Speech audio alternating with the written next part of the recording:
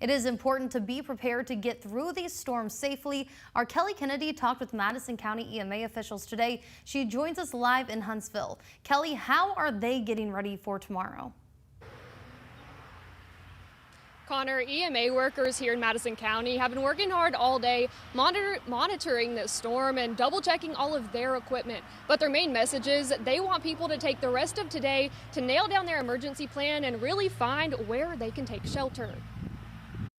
With storms come a high chance of power outages. Make sure your emergency kit is ready with batteries, flashlights, water, and non-perishable snacks. We learned a hard lesson during 2011.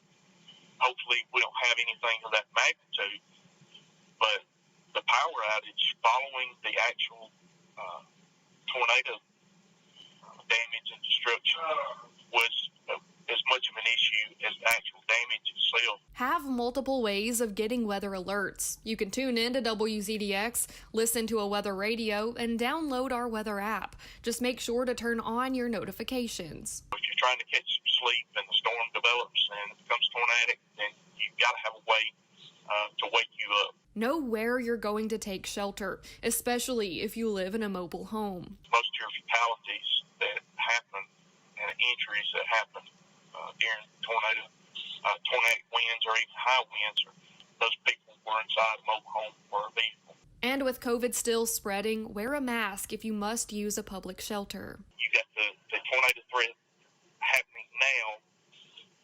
You might run the risk of spreading COVID, but take care of you and your family right now.